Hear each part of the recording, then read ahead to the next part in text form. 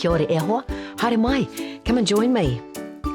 Do you know the series of books about the little yellow digger?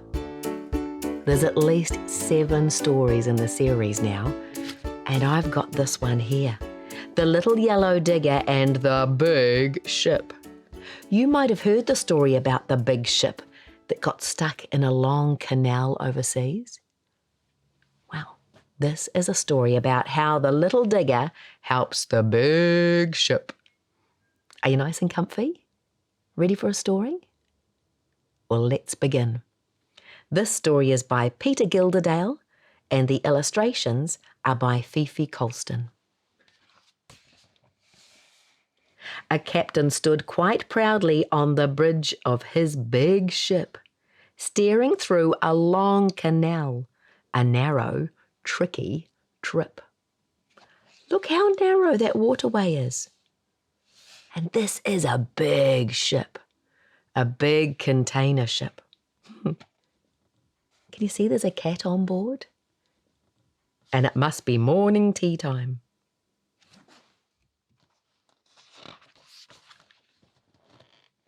But suddenly, the weather changed.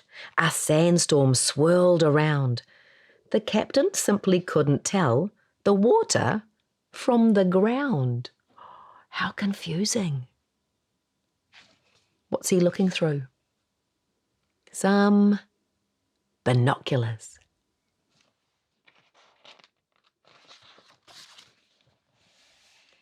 And slowly, as the big storm blew, the ship began to slide. It scraped and then it slithered. Its hull caught on the side. And then its back swung over. It was such awful luck. The stern wedged on the other side. It was completely stuck. Right across the whole canal. No ships can pass in either direction. Oh no! Oh bother, said the captain, as the drama all unfurled. We've blocked the busiest waterway in this whole bloomin' world. Look at his face. The birds don't mind, do they? They've been busy catching fish.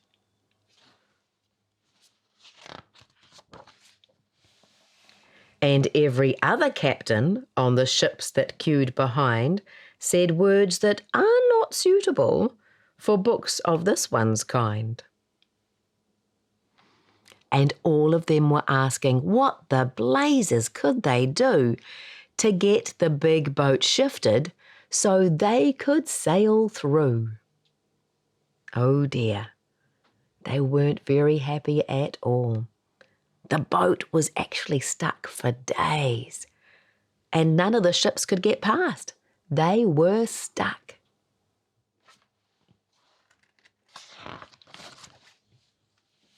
Then someone brought a tugboat that tried to tug it free. The tugboat strained and struggled and then sank below the sea. Uh-oh. Glug, glug, glug, glug. But while the people puzzled how to shift a boat this big, a little yellow digger came and just began to dig. Here he comes. What can the little yellow digger do, do you think? Dig. That's right. Then everyone was laughing. What a silly small machine. You couldn't make a difference if you were a submarine. A little yellow submarine.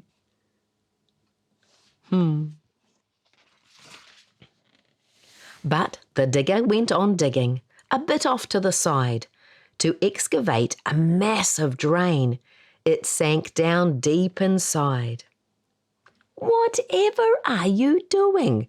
the stranded sailors cried. "Why are you digging over there? That drain's not even wide."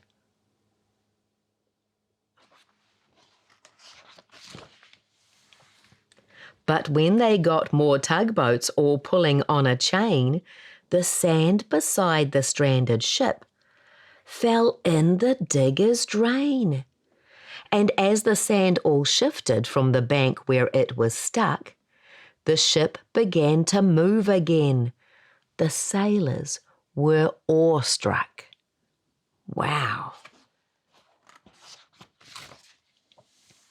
Then everyone was cheering, and the noise kept getting bigger as they yelled a massive "Thank you" to the little yellow digger.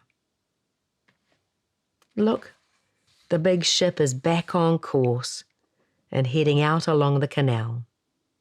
And the birds are celebrating with their morning tea.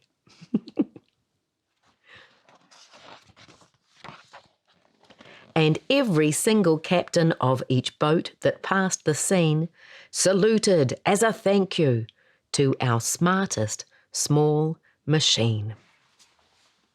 Like that. What a cool story, eh? If you haven't seen any of the Little Yellow Digger stories, you could look for them in your library, or I'm sure your local bookstore will have them too. This one is by Peter Gilderdale and Fifi Colston. The original books were by Peter's mum and dad. If you want to find out more, you can go to scholastic.co.nz. And if you want another story, well, you'll just have to come back, won't you? Please do. I'll see you soon. Ka kite.